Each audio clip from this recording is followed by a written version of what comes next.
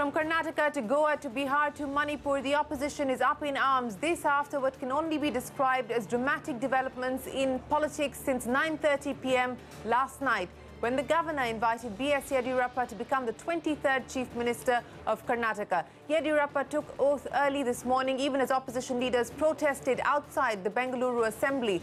Sworn enemies Siddaramaiah and Kumaraswamy rubbed shoulders as they sat next to each other shouting slogans. All this after the Supreme Court opened its gates at 1:45 a.m. last night to hear a petition challenging the Karnataka governor's decision. The court ruled at 5:30 this morning that it will not stop Yediyurappa's swearing in, but it has scheduled the next hearing in the case to tomorrow.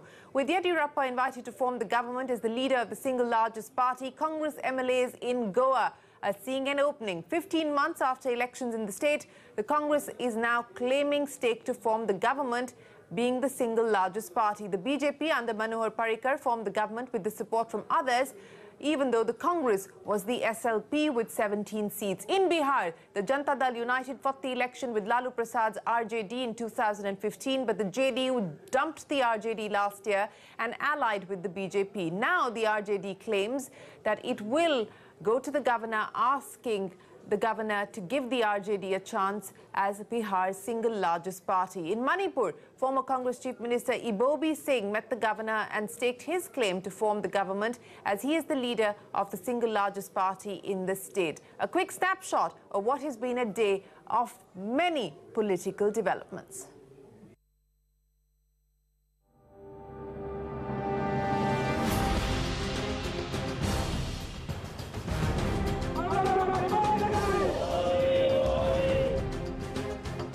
आज इस देश में constitution पर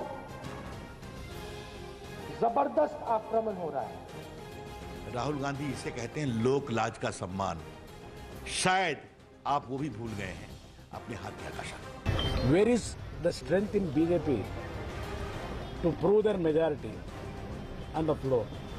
The mandate has not been given to either Congress or Janata Dal, but they were trying to form the government through backdoor, which has been completely denied. The Congress and JDS have formed a unholy alliance after the election. The Modi ji Amit Shah school of mandate management can actually destroy any institution. The norms, standards, values of democracy have been slaughtered in Karnataka. Well, dynamic day in Indian politics. Joining us now, BJP spokesperson Sudesh Verma, Congress spokesperson Adil Singh Boparai, senior Supreme Court lawyer Sanjay Hegde, professor of sociology at the Azim Premji University in Bengaluru, Chandan Gowda, and senior editor at Network 18, DP Satish. Gentlemen, appreciate you joining us here on the political exchange. Let me go to the BJP spokesperson first. And Sudesh Verma, you might win the battle for Karnataka. You might ensure that you have your government in place. But the fact of the matter is that on account of what has happened in Karnataka, there have been several new fronts that have opened up, from Bihar to Goa to Manipur. This might have been a miscalculation on your part, Sudesh.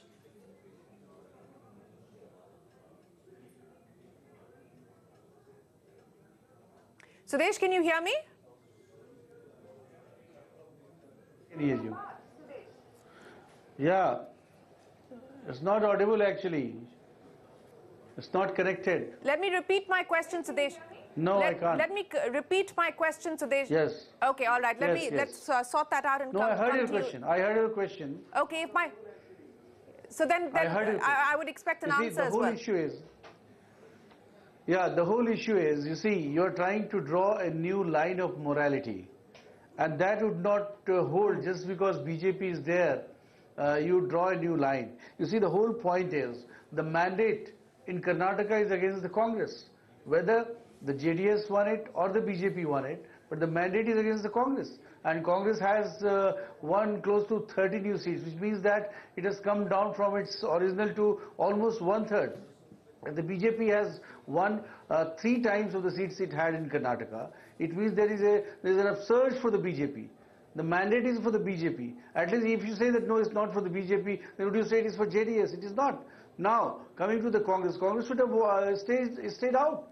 What Rajiv Gandhi ji did? No, I'm asking you a very specific question, Sudesh. I asked you a very specific question. You might present this argument, and the governor has clearly invited you to form government. You might, as you are claiming that you have the numbers because you're in conversation or in touch with both MLAs from the JDS and the Congress, how you intend to go from 104 to 112, you know, is of course your problem. But the fact of the matter is that today we're seeing, whether it is in Goa or in Manipur or in Bihar, people are saying if the single largest party argument holds in Karnataka, why should it not hold in any of these other states? You have to go to the Supreme Court observation on Goa. The Supreme Court clearly said, why was the Congress sleeping for 3 days? In Goa, they did not even stage claim to form the government. And even before they could do, allies came to us and we staged and we got the invitation. You have to stake claim. Merely by becoming the single largest party, how would the governor know that you are actually interested? How would the governor know you are actually interested in forming the government? You have to show that willingness. And that is why you have to get the leader elected and you have to stake claim. And this is what happened in Goa. In Manipur, already the parties that were together with us were part of NEDA, Northeast Democratic Alliance, which we formed against the Congress, politically and also at the level of developing Northeast. Okay, let me go across to the Congress spokesperson now. Adil, you know, this is the argument that the BJP has been presenting all of yesterday and today as well. Now, my question to you is, what is this business about, whether it's the Goa Congress or in Manipur, your former chief minister saying that they will approach the governor and stake claim to form government? You know, why not move a no-confidence motion then if you feel so confident about your prospects? Well, Shereen, first and foremost, democracy stands buried today under Mr. Modi. The point is, how does a minority party become a majority in a span of 1 or 2 weeks without engineering defections or horse trading? It is not a situation where the BJP can overnight change the strength of the House. So the only way the BJP can get that remainder 8 MLAs is through engineering defection. There's just no other method. I mean, there's no rocket science involved here. This is point number 2. Point number 3, let's understand. Mr. Verma was saying that the mandate is not in favor of the Congress. Was the mandate in favor of the BJP in Goa? Was the mandate in favor of the BJP in Bihar? Was the mandate in favor of the BJP in Meghalaya? Was the mandate in favor... Mr. Verma, I did not interrupt you. Let's have a civilized discussion, please. Was the mandate in favor of the BJP in Manipur? So what applies for the goose has to apply for the gander as well. You can't have double standards. It can't be that principles of constitutional propriety are modified to suit the BJP. Unfortunately, the governor of Karnataka is behaving like the Prabhari of the BJP. I'm compelled to say this. A constitutional authority has literally outsourced his discretion to the BJP. Before he could officially communicate to the public that he's called Yadurappa to form the government at 9 o'clock in the morning, the BJP Karnataka Twitter handle had posted this. So what does this show? It's the BJP which is calling the shots. And let me go further. Mr. Verma spoke about the Goa issue where the matter traveled to the Supreme Court. What did the Supreme Court uphold in that particular case? The Supreme Court said that the alternative combination of parties appears to prima facie have strength.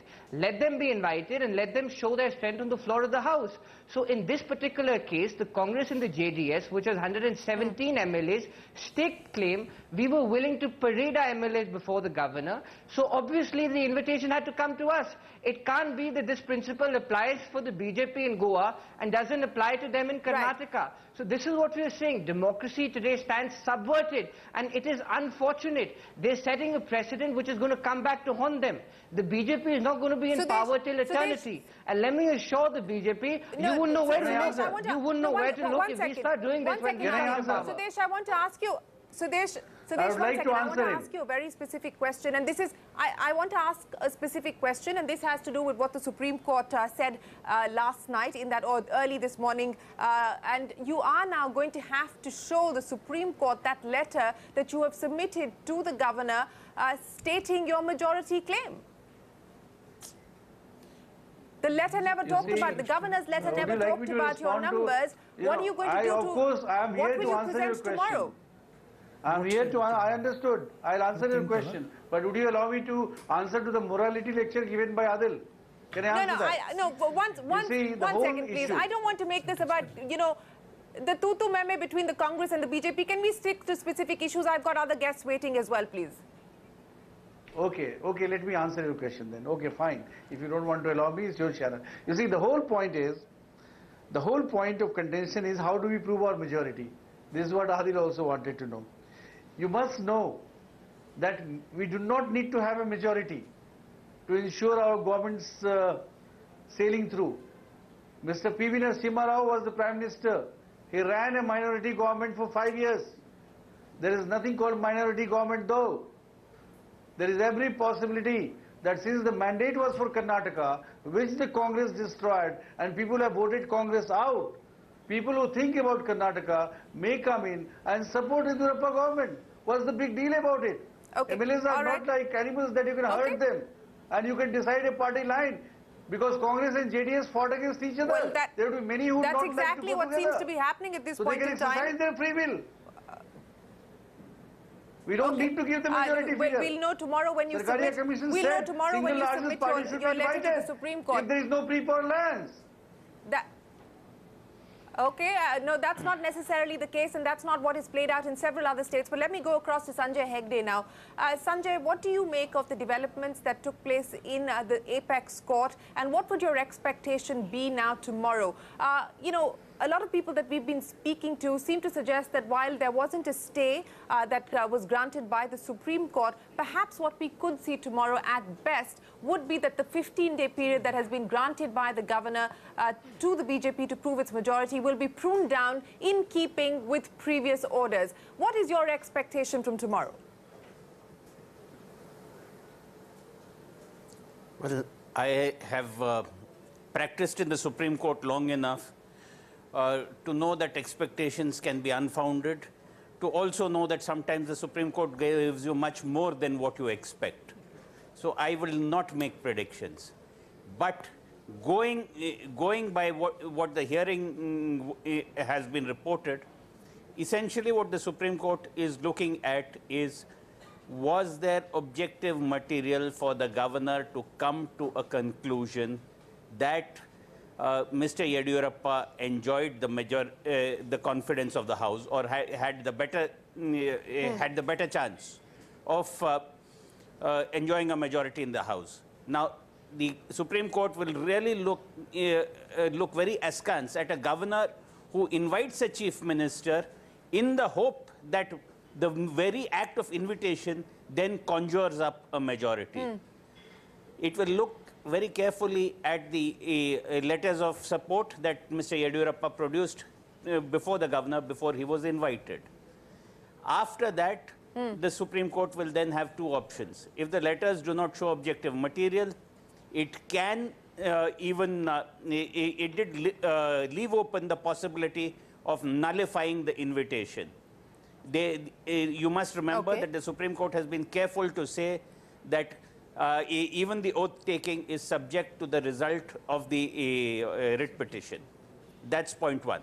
Of course, the safer course for the Supreme Court, in my mind, would be to say immediately have a floor test, but to ensure that that these floor tests are not sabotaged or become tests of strength with people throwing mics and tables and all that we've got accustomed to, the Supreme Court may even set the agenda. Long ago in UP, where Ramesh Bhandari dismissed Kalyan Singh's government and swore in Jagdambika Pal, there was a vote of confidence with straightforward balloting, no speeches, nothing of that kind.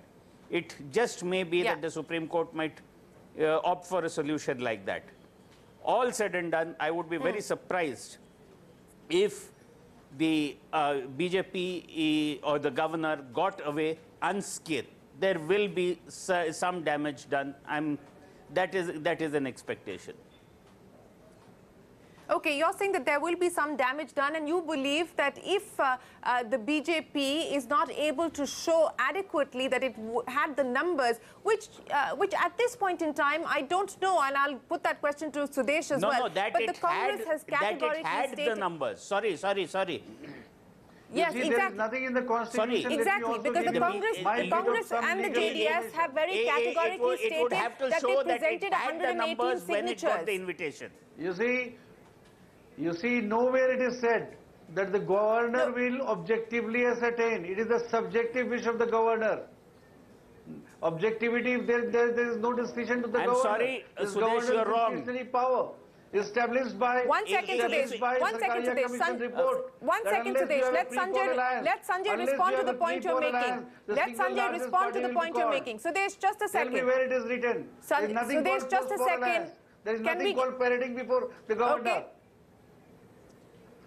Okay, so Sanjay Hegde, you've heard Sudesh, several assertions being made there by the BJP spokesperson. Yes. Respond, please. Yes. So if it was the subjective satisfaction of the governor, there was nothing which prevented the governor from saying, Sanjay Hegde, do you happen to have 118 MLAs? I'll swear you in as chief minister. There is nothing called unguided discretion in the constitution. But you have to get elected as leader of the legislative assembly, no? And legislative party leader, you have to get elected. Sanjay Hegde cannot go and... You're wrong. You're wrong there. You're wrong. Get elected. No. You have 6 months there. You have 6 months to get elected. So please, that's exactly what I'm demonstrating how hollow your argument is. So that is anybody why can be elected party 6 months later. There. After the Sarkaria Commission, it has been settled. Sudesh, And Bomai judgment says just a second, please. The strength will be tested. Sudesh, I would urge you. Sudesh, my request to you, you have made your point. Let Sanjay respond to that, please. Sanjay, go ahead.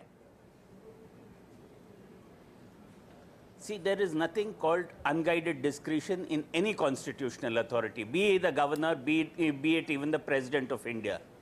We live in a democracy. We live in a constitutional scheme of governance. What has not been specifically set out has now hardened into a rule both of convention as well as is backed by judicial precedent. There is no precedent whatsoever which says that 117 gives way to 104. Now, unless there is objective material... Why was Mr. Vajpayee invited to form the government, even when he did not have the full majority? All right, okay.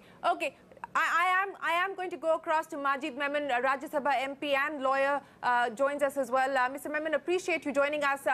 We've got this battle quite literally being waged here in our studios on whether what the governor has done is constitutional or not. Along with the JDS and the Congress, Mr. Ram Jethmalani has also moved the apex court, and his plea will also be taken up tomorrow along with the others. He says that it's a gross abuse of the constitutional power that the governor has exercised. Mr. Memon, I don't expect you to preempt what the Supreme Court may or may not do tomorrow, but what are the points that you would expect the Supreme Court to adequately answer? I would imagine that this ambiguity, which is why we're seeing this battle being waged in our TV studios about single largest party, post-poll coalition, who has the larger bloc, do you believe that perhaps tomorrow we could see some degree of clarity being given by the Supreme Court to settle this issue? See, the action of the Karnataka governor has been subject to a lot of comments one way or the other. And throughout, from yesterday, when he asked the leader of the single largest party, BJP, to come and swear in and within 15 days prove your majority on the floor of the House, there has been talk going on either way. In all humility, let me tell your viewers that you see, we should not make the matter complex. We should not unnecessarily create ambiguity with regard to this particular case. Let me make it very clear. Right. See, precedents, conventions, law, statutes are all for the aid of the governor. Also, legal experts' opinion is for the aid of the governor. Whenever a situation occurs that a state government is to be installed, who should be invited to form the government after the mandate is made clear. Now, in the instant case, let me tell you that there was no difficulty for Karnataka governor for one fundamental reason, because there were not too many political parties. There were not too many splinter groups. It was a very simple arithmetic case. It was a case out of 222 seats. The mandate of Karnataka people was so very clear that although it gave BJP as the single largest party verdict, but they did not, the people of Karnataka did not give them such position where they singularly can form government. This is so very obvious. I don't think there can be any argument even from BJP side. The question is that whether BJP lawfully can demonstrate before the governor that yet, although we have fallen short, we are 104, 112 is the magic figure. We are 8 short, but we can manage 8. Now, the governor also knows a bit of arithmetic from as far as this is concerned. From where are you going to get these 8? There are only 2 floating, independent, unattached MLAs, and I assume them to be with you. Yet you are only 106, 6 short of the magic figure. Where are you going to get those 6 from? You would break JDS or you would break Congress. That would mean if I permit you to assume office on assumption that in addition to these 2, you would also be successfully breaking the 6 from one of the political parties, means I am aiding you, abetting you, encouraging you for horse trading. This is what precisely is. So what, before I let you go, Mr. Memon, what is your expectation now in light of what we are likely to see tomorrow? Sanjay Hegde was pointing out that one of the options... If you remember, last night when the extraordinary hearing was going on from 2 a.m. to 5 a.m., Mr. Mukul Rohatgi made a submission saying that BJP cannot be accused of violating anti-defection law if they successfully draw a few deficient MLAs on their side. The judge, learned judge, one of the judges among the 3, shot back by saying, because, you know, Rohatgi's argument is that, well, they have yet not taken oath, therefore anti-defection law would not apply. Sarcastically, the learned judge said, which is a clear indication, I think Mr. Rohatgi must have picked it up. And if he has not, I'm just explaining it now. That judge surprisingly said, so you mean to say that no laws would apply, no ethics would apply to them, and suitcases can change till they take the oath. What is the meaning of this? Right. No, you must understand. What is the position. No, as much as the BJP spokesperson started by saying on the program that why expect a different morality from the BJP, you know, we are facing difficult questions here as we discuss both resort as well as suitcase politics. But Mr. Memon, appreciate you joining us here on CNBC TV 18. Chandan Gowda, if I could come to you now, and I want to pick up on the point that Sanjay Hegde made and link it to what we are now seeing in terms of the larger developing story, whether it is Goa, it is Manipur, or it is Bihar. I mean, nothing may come off it. But the fact of the matter is that Karnataka certainly seems to have got the opposition together, much more aggressive opposition in unity together. The unintended consequences of this victory that the BJP has waged for itself in Karnataka, what do you believe those will be?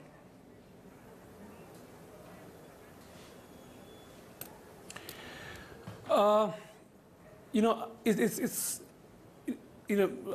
the Prime Minister Modi was here to do 21 rallies in the 2 weeks before the election. The one point he kept saying the Congress was guilty of was that they were corrupt.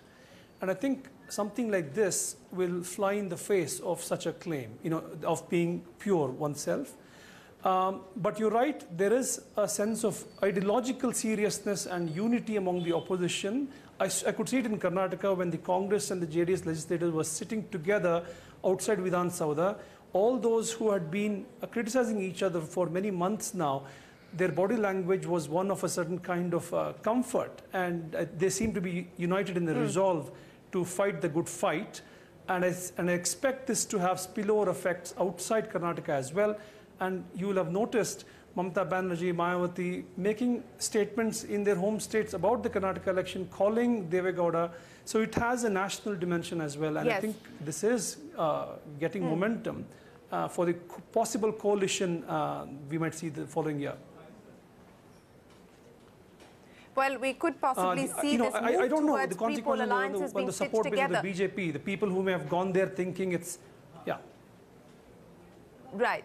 Yeah. Sorry, But I DP didn't hear the Satish, point, I want to get a check on what is happening on the ground at this point. DP, we are given to understand, and there are a lot of rumors flying thick and fast about 2 Congress MLAs have suddenly been lost, or there's a third that's gone missing.